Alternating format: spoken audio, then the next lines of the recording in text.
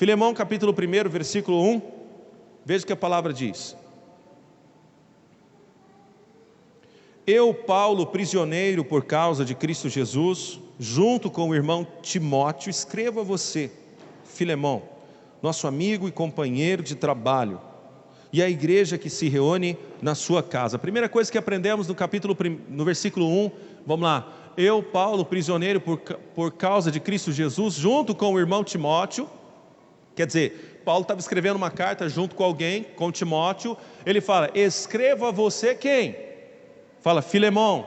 E ele fala, nosso amigo e companheiro de trabalho. Paulo tinha companheiros de trabalho, irmãos. Ninguém vive sozinho. Mesmo Paulo tinha pessoas que o ajudavam. Ele fala assim, ó, Filemão, nosso amigo e companheiro de trabalho. Tenha companheiros de trabalho, tenha companheiros com você, tenha pessoas ao seu redor que te ajude, que te ampara, que te dê força, que te dê ânimo, que te ajude a fazer as coisas. Escute, a igreja, ela tem muitas coisas aqui, tá vendo? A demanda da igreja no século 21, ela é muito grande.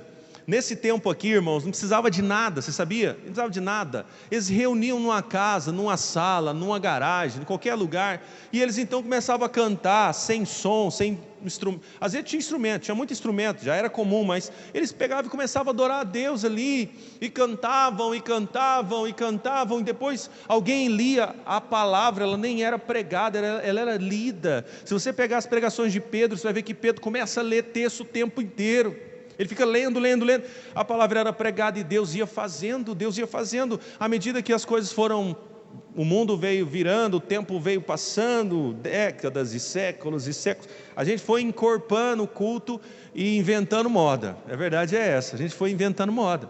E aí, ao invés de nós lermos a palavra na igreja, a gente começa a trazer palestras e falando sobre vitórias e sobre dinheiro e sobre não sei o quê. Mas o jeito mais certo de culto é de leitura da Bíblia. Naquele tempo, eles tinham poucas coisas e eles tinham muitos companheiros de trabalho, pessoas que os ajudavam na obra de Deus. Hoje a demanda é muito grande, a gente já não é mais só uma reunião, tem que ter uma transmissão, tem que ter equipamento. Irmãos, essas coisas aqui, tem que ter um cara que saca disso aqui, que sabe, resolve, vem aqui. O Carlos hoje estava aqui correndo para cima e para baixo, e põe cabo, e tira cabo, e arruma, e liga e desliga, sabe? E aí vem iluminação, e vem não sei mais o que. É tanta coisa, irmãos, é tanta coisa hoje, que a gente precisa assim de uma multidão de pessoas para fazer um culto se realizar, para fazer o culto acontecer, sabe? Então eu quero que você agora dê uma salva de palmas a esses irmãos que fazem esse culto acontecer e fazem essa transmissão acontecer. Vai, 1, 2, 3 e...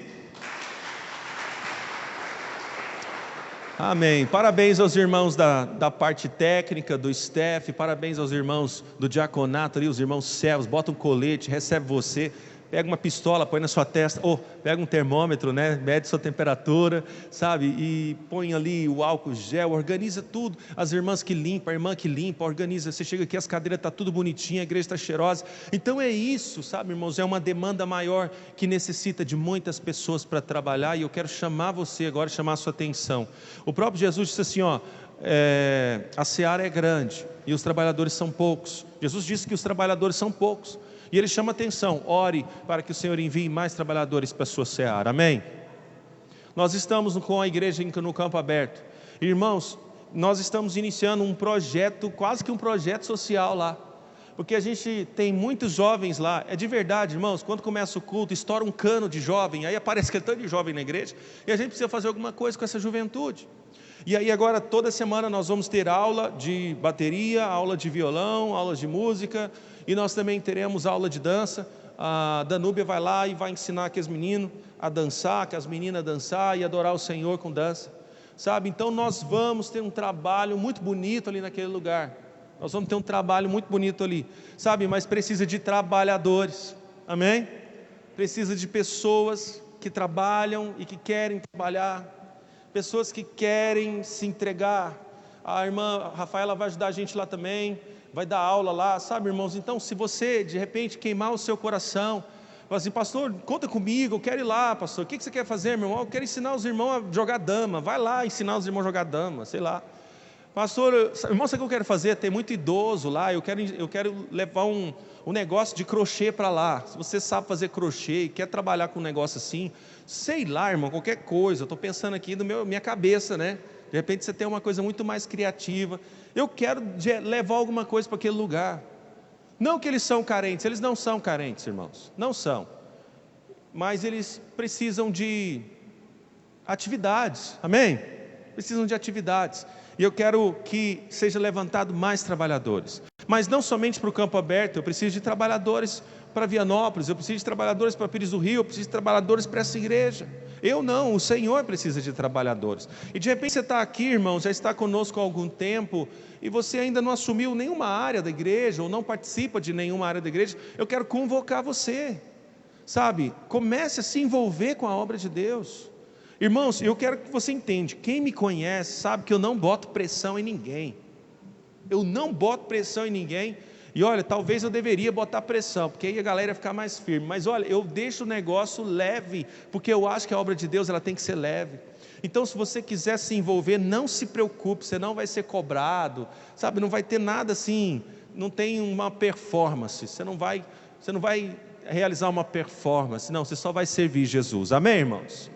Mas uma obra que você precisa fazer, e essa obra, ela é obrigatória, aqui não é minha, quem convocou foi Jesus, é a obra de salvação, é a obra da pregação do Evangelho.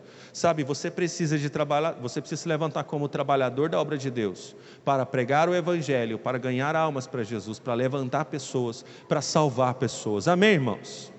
Porque Jesus diz, ide, pregai o Evangelho a toda criatura e faça discípulos de todas as nações. Ele disse isso para todos nós, aleluia. Então ele fala no versículo 1 que Filemão, ele começa a caracterizar Filemão como um amigo, companheiro de trabalho. Que trabalho é esse, irmãos? O trabalho do Evangelho. Paulo trata como trabalho. E quando você trata como trabalho, você entende que ela é uma coisa muito mais séria. Ela não é uma coisa que você faz quando dá. Compreende o que eu estou falando? A obra de Deus você não faz quando dá, a obra de Deus você faz porque Ele te chamou, e você serve a Deus, e ponto final. A obra de Deus não é uma coisa que você vai, eu não vou para o culto quando dá para mim ir para o culto, ou eu não vou servir a Deus quando dá para mim servir a Deus. A gente serve a Deus porque Ele nos chamou, e se Ele chamou você, e esse chamado queima no seu coração, você deve se dedicar a Deus, e dar o máximo da sua vida para Ele, amém, irmãos? Versículo 2, e a igreja que se reúne na sua casa. Esta carta vai também para a nossa irmã Áfia, fala Áfia, mais uma vez fala Áfia, e para Arquipo, nosso companheiro de luta. Presta atenção, Áfia, Mariana, viu? Seu próximo filho, Áfia, ó, Lorena, se nascer mulher, você põe Áfia, se nascer homem, você põe Arquipo, né? Que é isso, é bíblico? Sabe? E ele fala assim, que a Áfia e o Arquipo são seus companheiros de luta. Nós também precisamos ter companheiros de luta, pessoas que vão estar conosco, que vão lutar conosco, que vão estar conosco nos momentos mais difíceis, sabe, irmãos? E não só nos momentos de churrasco. Tem gente que está com você só na hora do churrasco. Irmão, tem gente que está com você só na hora do churrasco, mas no dia da luta ele não aparece. E nós precisamos nos envolver com pessoas que vão estar conosco no tempo de luta também. E Paulo fala que Áfia e Arquipo era companheiro de luta dele. Versículo 3, que a graça e a paz de Deus e o nosso Pai e do Senhor Jesus Cristo estejam com você. Ele libera a bênção, começa liberando uma bênção sobre ele. Olha, você está vendo que é uma bênção sacerdotal, liberada aqui no versículo 3, né? Que a graça e a paz de Deus, o nosso Pai e do Senhor Jesus Cristo esteja com você. Levanta a mão para o irmão que está do seu lado aí e libera essa bênção na vida dele, vamos lá? Vamos, gente, estende a mão e fala assim, ó, vamos, lê no versículo juntos, vamos. 1, 2, 3 e que a graça e a paz de Deus, o nosso Pai e do Senhor Jesus Cristo esteja com você. Aleluia. É isso que nós temos que falar para as pessoas. São palavras como esta que temos que liberar para as pessoas. Irmãos, a Bíblia diz que nós não podemos ficar com conversinha tola. E eu vou chamar a atenção dos irmãos. Crente não pode ficar com piada imoral. Para com isso. Isso é pecado. Crente não pode ficar com piadinha imoral. Crente não pode ficar com piadinha, aquelas piadinhas de torcedor de futebol, essas coisas. Não pode, irmãos. Crente tem que ser sério. Amém ou não amém? E a gente não pode liberar palavras como essa. A palavra de Deus nos orienta que tudo que sair da nossa boca deve ser palavras de bênção. Então isso aqui já traz um ensinamento para nós sobre como Paulo iniciou a conversa, a carta para o seu querido amigo e discípulo Filemão. Ele inicia a conversa liberando uma palavra de bênção, ele inicia a conversa liberando uma palavra de graça para a vida dele, de paz para a vida dele. Então eu quero liberar essa paz sobre a sua vida agora, no nome de Jesus. No versículo 4 tem mais ensinamento. Meu caro Filemão, agora ele começa a carta. Meu caro Filemão, né? Sempre que eu oro, lembro de você e agradeço ao meu Deus. Ponto.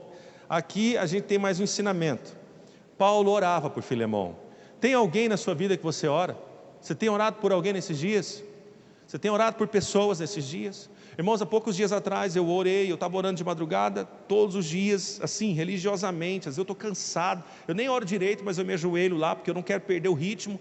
E eu me ajoelhei, fui orar, e nesse dia, irmãos, eu perdi o sono, e fiquei horas orando. Depois me levantei e falei, cara, eu não vou dormir desse jeito, já é 5 horas da manhã, e eu estava aceso, eu estava no 12, eu estava aceso. E eu sabia, na hora eu entendi, eu falei, cara, Deus quer que eu faça algo. Eu me levantei, fui no quarto dos meninos, botei a mão na cabeça deles e orei por eles. Orei por os meus filhos, pus a mão na cabeça da Manuela. Ela levantou de uma vez, ai papai, eu te amo, e deitou e dormiu de novo. Ela falou, eu te amo o tempo todo, isso é coisa dela. Depois eu fui no João Guilherme, pus a mão na cabeça dele, o João Guilherme ele desmaia, então ele não acorda, orei por ele também. Irmãos, na mesma semana eu senti esse fogo queimando na vida deles, porque o Senhor havia me orientado a botar a mão na cabeça dos meus filhos e orar por eles. Na mesma semana o João Guilherme começou a queimar esse desejo que está queimando nele agora. Isso é a coisa mais linda do mundo, irmãos. Sabe o que está acontecendo na vida de um menino de 8 anos? O Espírito Santo veio sobre ele. Foi o que aconteceu. Sabe, naquele dia eu sabia que Deus tinha algo, porque Deus queria que eu orasse por ele. Irmãos, olha o que Paulo fala, meu caro Filemão, sempre que eu oro lembro de você e agradeço ao meu Deus. Paulo orava por Filemão.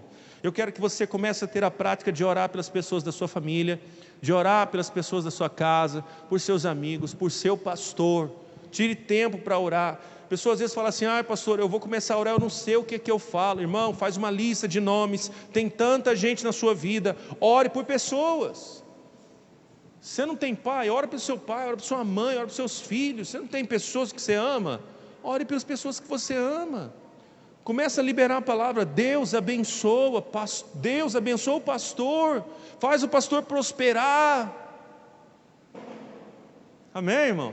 Se não tiver ninguém para você orar, ora por mim. Ora pela sua esposa, ora pelo seu casamento. Se você quiser orar, você ora. Versículo 5. Porque tenho ouvido falar do seu amor por todo o povo de Deus e da fé que você tem no Senhor. Vamos ler junto? 1, 2, 3 e... Porque tenho ouvido falar do seu amor por todo o povo de Deus e da fé que você tem no Senhor Jesus.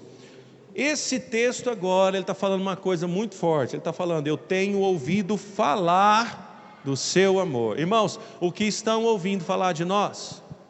O que ouvem falar de nós por aí? Será que o que ouvem falar de nós é que nós somos uma bênção? Será que o que ouvem falar de nós é que nós somos uma igreja abençoada, vibrante? Porque você precisa ser uma igreja vibrante.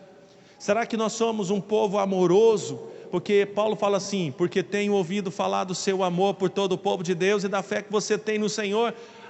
A notícia que chegava até Paulo a respeito de Filemão era do amor que ele tinha pelo povo e da fé dele, que era uma fé vibrante. Põe a mão no seu coração e diga, Senhor, me dê uma fé vibrante.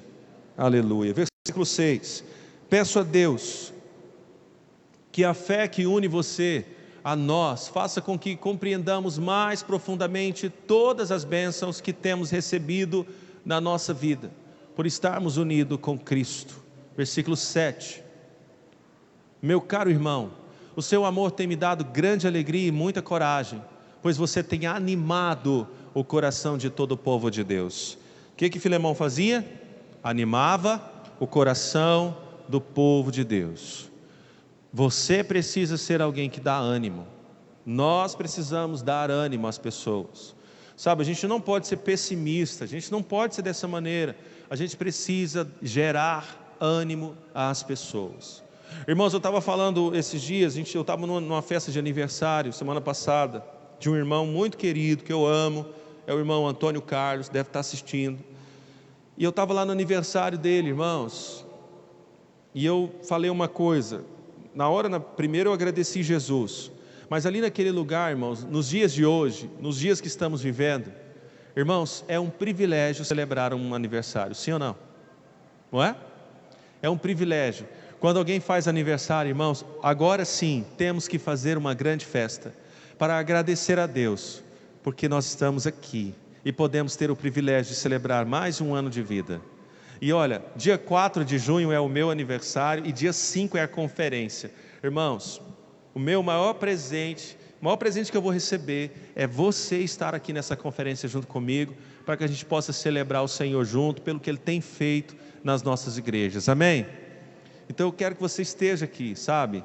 Eu não quero que você fique preocupado com o presente, não, eu quero que você esteja aqui comigo, nesse dia 5 de junho, no nome de Jesus, nós vamos ter uma festa maravilhosa. O maior presente que eu posso receber de você, é você trazer uma visita nesse dia, é você trazer uma vida, para essa vida estar aqui com você nesse dia, amém, irmãos? Amém? O maior presente que eu vou receber de você vai ser esse, é o que eu espero de você. E olha, nós precisamos ser pessoas que dão ânimo às outras pessoas, nós temos que animar as pessoas. Tem pessoa que é pessimista, que tudo que acontece ele encontra uma coisa ruim, tudo que ele vai falar, ele fala de uma coisa ruim. Você já viu que é assim? Você já viu quando a gente vai falar do carro de alguém, a gente sempre bota como referência uma coisa ruim, um carro ruim?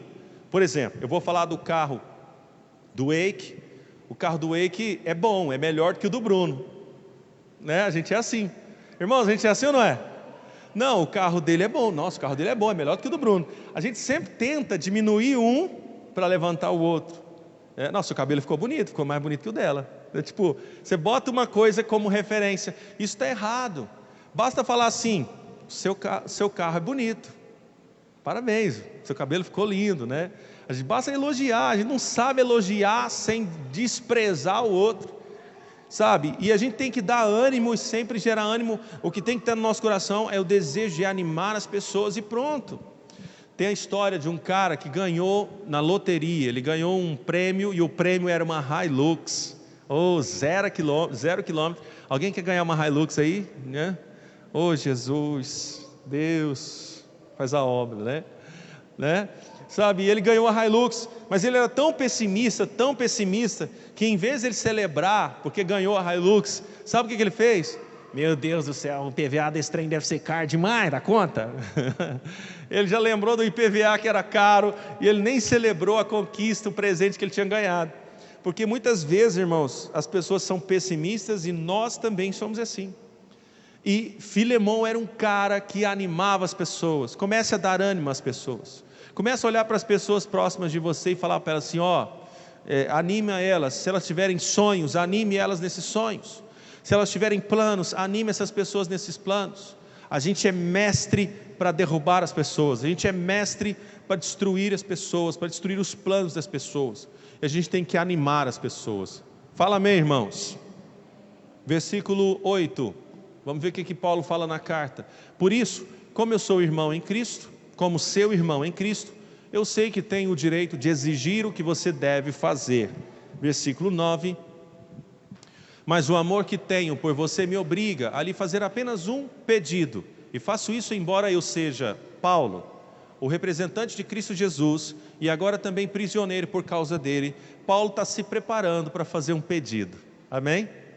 Você está percebendo que primeiro Paulo elogiou muito Filemão, e agora ele vai fazer um pedido. Primeiro ele elogiou, agora ele vai dar uma facada ali.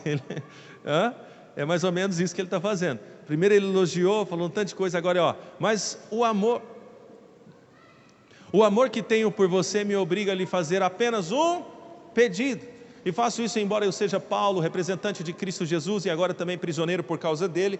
Versículo 10, ele continua dizendo, portanto eu lhe faço um pedido em favor de Onésimo. Diga Onésimo, mais forte, diga Onésimo.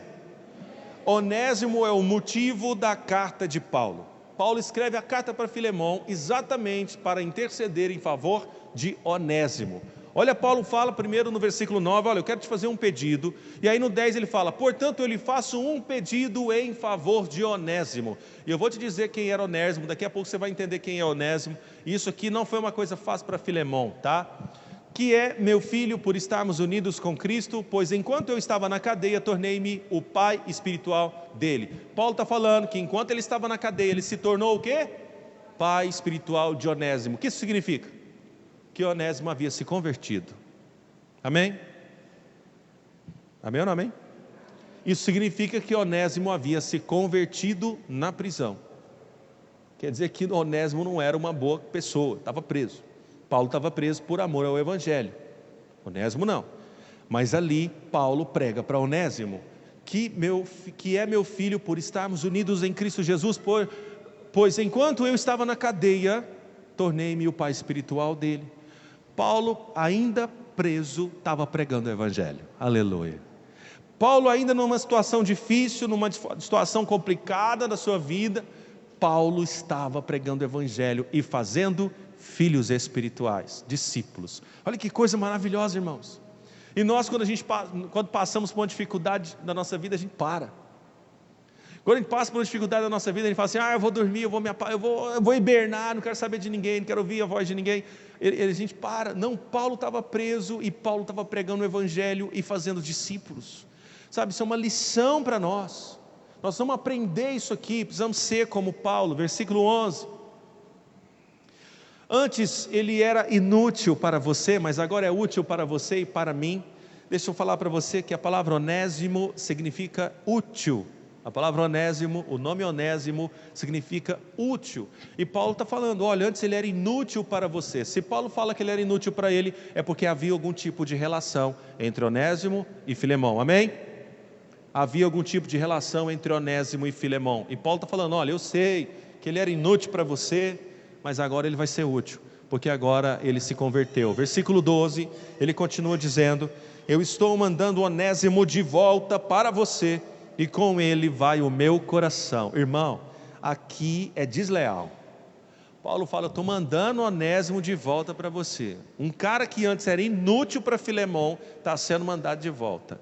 E Paulo fala assim, e com ele vai o meu coração. Mano, é como se Filemão não tivesse como dizer não.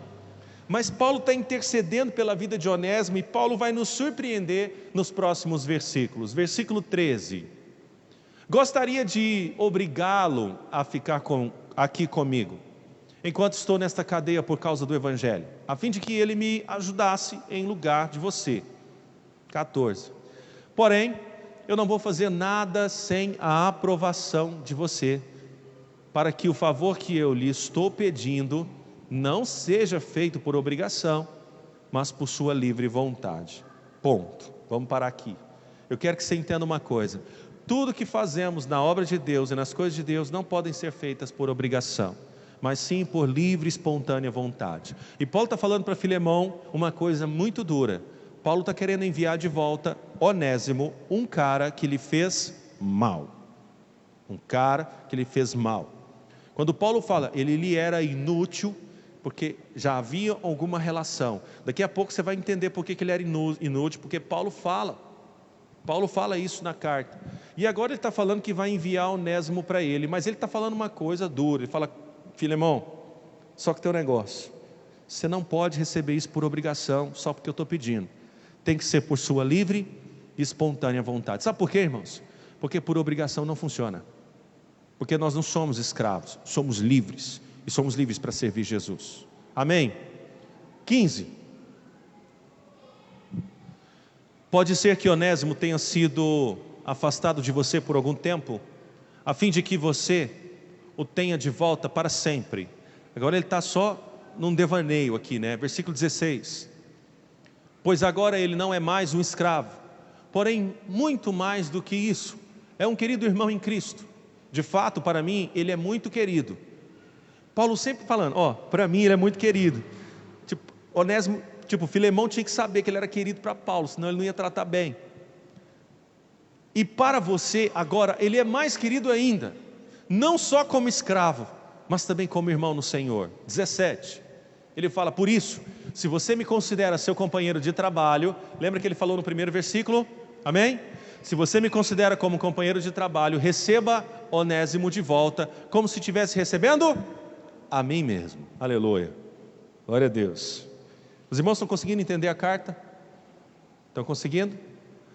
Paulo escreve a carta para Filemão, intercedendo pela vida de Onésimo, porque Onésimo estava indo embora e ia ficar com Filemão. Versículo 18, já estamos caminhando para o fim, está acabando o capítulo já. Se ele deu algum prejuízo a você, ou lhe deve alguma coisa, ponha isso na minha conta. Aqui é o ponto que eu quero te falar, irmãos. Paulo escreve na carta para Filemão um negócio muito doido, e fala assim: Filemão, se ele lhe deu algum prejuízo, coloca na minha conta. Na minha conta, ele está falando. E olha o versículo 19, o que ele fala? Aqui com a minha própria mão escrevo isto: eu, Paulo, pagarei tudo. Paulo fala para Filemão: se ele está te devendo, pode deixar que eu vou pagar essa conta. É o que Paulo fala para Filemão. Pastor, o que isso significa? Irmãos, o que isso significa? Que Onésimo devia alguma coisa para Filemão, sim ou não? E eu estava estudando as versões e as traduções bíblicas. Pelo que apresenta ser, o que parece ser, Onésimo havia roubado Filemão. Onésimo havia furtado Filemão, e por isso ele estava preso. Irmãos, isso é muito louco. E agora Onésimo se converte, tem uma experiência com Jesus, se torna filho espiritual de Paulo, discípulo de Paulo. E agora Paulo fala assim: cara, é o seguinte, agora ele é irmão em Cristo. Ele não é mais aquele cara que roubou você, agora ele é irmão em Cristo. E sabe o que acontece? Agora eu vou mandar ele para você, para que ele possa me auxiliar junto com você, para que vocês possam estar juntos. Um cara que em algum momento da vida foi inútil para a vida de Filemão, agora está sendo levado de volta para estar com Filemão. Eu não quero dar nenhuma suposição, eu quero que Deus fale no teu coração aí, do jeito que você entender, amém? Sabe, porque aqui tem muitas aplicações. E Paulo então fala assim: se ele te deve alguma coisa, fica tranquilo que eu vou pagar. Paulo está falando: eu vou pagar a dívida que ele tem com você. E aí depois que Paulo fala que vai pagar a dívida que ele tem com você, quando eu vi esse versículo, eu fiz uma oração, eu falei: levanta Paulos na minha vida, Deus, né? Para pagar minhas contas. Deus, levanta esses Paulos na minha vida para pagar as contas que eu devo, meu Deus do céu. Paulo escreve na carta assim: é claro que eu não preciso fazer com que você lembre que me deve a sua própria vida. Tipo, Filemão está te devendo, Onésimo está te devendo, pronto, agora ele não está te devendo mais, põe na minha conta, eu estou te devendo, agora sou eu que estou te devendo, agora eu quero te lembrar que você me deve. Puf, matou a conta, acabou, ninguém está devendo ninguém mais. Quem pegou fala amém. Agora o que eu quero que você entenda com isso?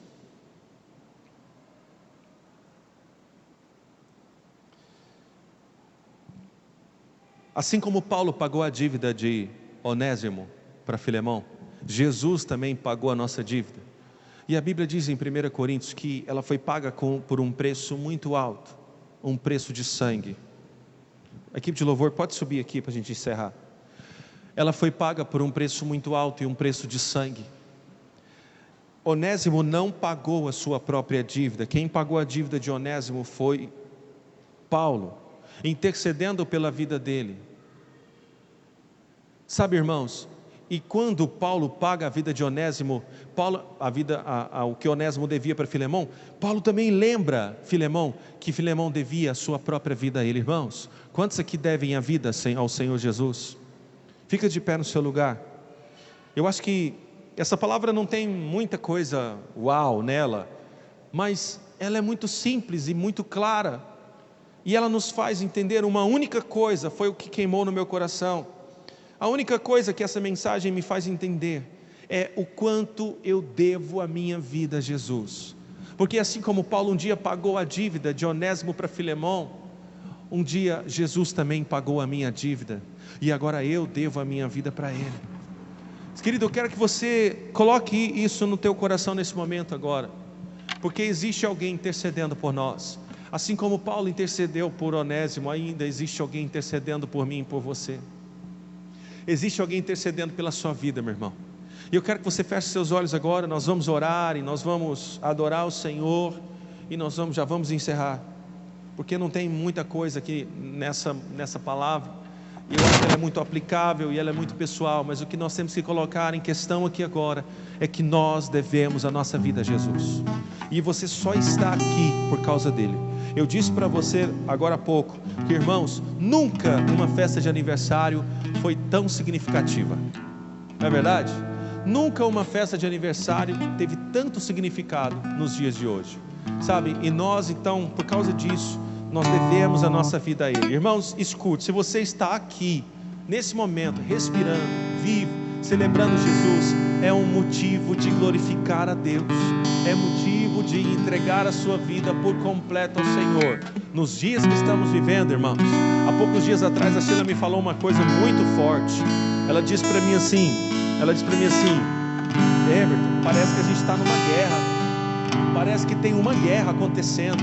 Sabe por quê, irmãos? Porque no tempo da Segunda Guerra Mundial, da Primeira Guerra Mundial, os pais liberavam seus filhos para as guerras e eles não sabiam se os seus filhos voltariam. E muitas vezes só vinha uma carta avisando a morte daquele filho. E ultimamente é desse jeito, a gente vê pessoas saudáveis e de repente semana que vem a gente está enlutado. A gente vê pessoas hoje tranquilos, sorrindo, saudáveis, e do nada, a semana que vem, essas pessoas estão partindo para Jesus. E por isso que eu e você temos que dar muito valor à nossa vida. Nós temos que dar muito valor a esse momento. Irmãos, eu tenho botado meu joelho no chão e dito para Deus assim: Deus, me deixa completar a carreira. Eu quero completar a carreira. Eu não completei ainda, eu tenho muita coisa. E eu confesso para você que eu sempre disse para Deus: Deus, se eu quiser me levar, eu estou pronto. Mas, eu não estou pronto mais não, irmãos. Eu quero completar a carreira. Eu tenho tanta coisa, eu estou sonhando tanta coisa, irmãos, para a igreja. Eu estou sonhando com tanta igreja. Eu estou sonhando com a abertura de igreja. Irmãos, eu quero completar minha carreira, minha fé. Eu quero completar o que Deus tem para a minha vida. E eu estou pedindo para Deus: Deus, a única coisa que eu peço é para o Senhor aliviar as coisas, alivia o peso, alivia a carga, porque eu quero ir. E eu estou mais animado do que nunca. Eu nunca estive tanto animado, irmãos. Eu nunca tive tanta força na minha vida. E eu sei que foi o Senhor que fez isso. Sabe, eu devo a minha vida a Ele. Eu devo a minha vida a Jesus. Você também deve a sua vida a Ele? Eu quero que você feche os seus olhos e nós vamos adorar o Senhor.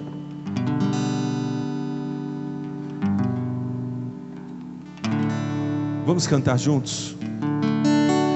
Eu fui escolhido por Ti, fui separado para Ti.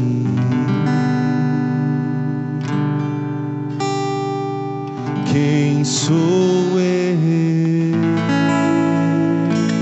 Pega a sua voz, igreja, vamos cantar juntos. Eu não era a escolha de ninguém, jamais alguém olhou pra mim.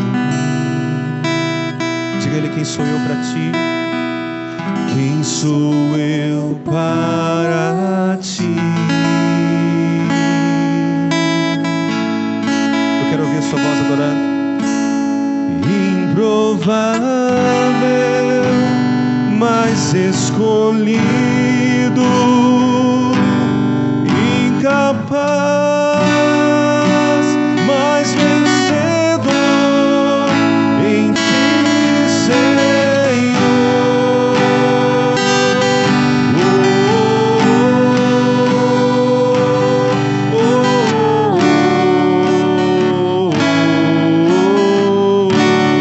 Vamos cantar do início juntos, vamos. Fui escolhido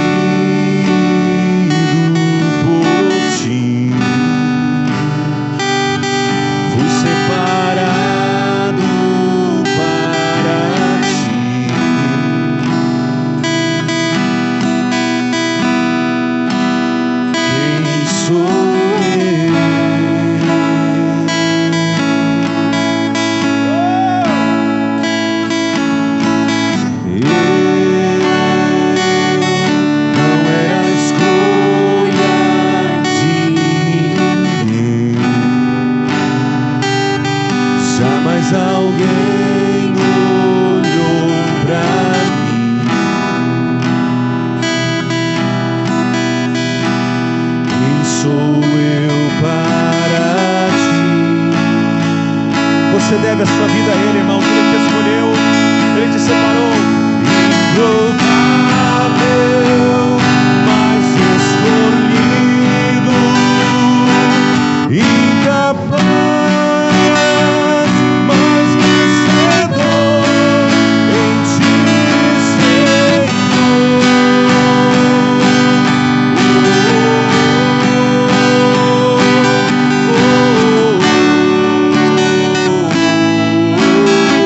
Levanta as suas mãos e cante comigo, diga. Improvável, mas escolhido, incapaz,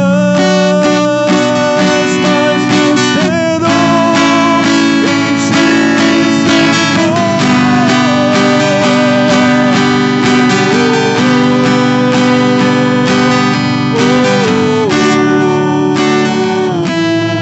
Bota a mão no teu coração.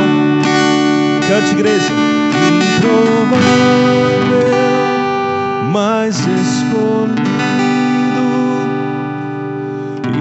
incapaz, mas vencedor, em ti, Senhor.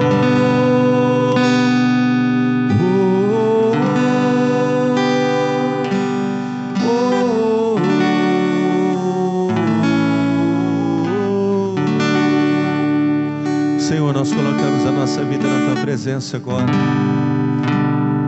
Nós, Senhor, como improváveis e incapazes, sabemos que o Senhor é aquele que age na vida do incapacitado. Sabemos que o Senhor é aquele que levanta o improvável, aquele que não é escolhido por ninguém, aquele que não é escolhido pelos homens, é escolhido pelo Senhor.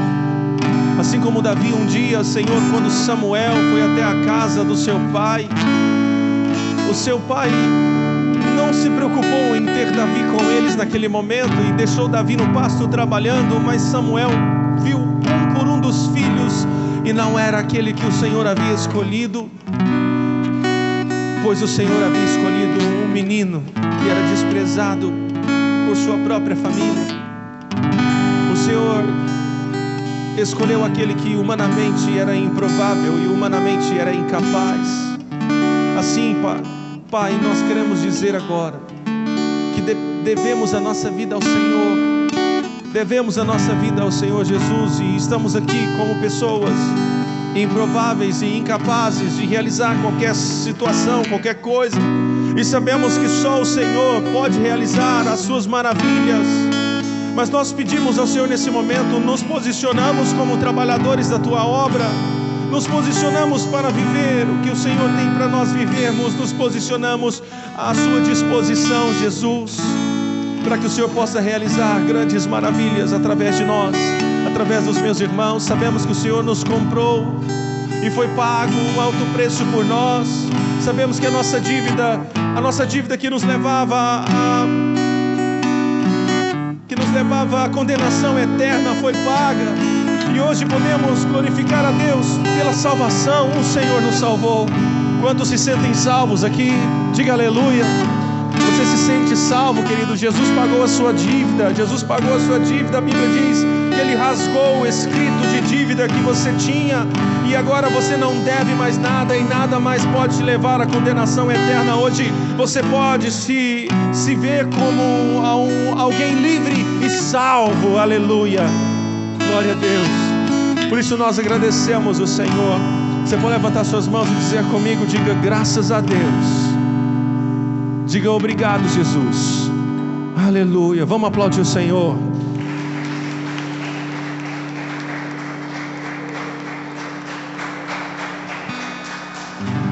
Glória a Deus. Deus falou com você? Amém.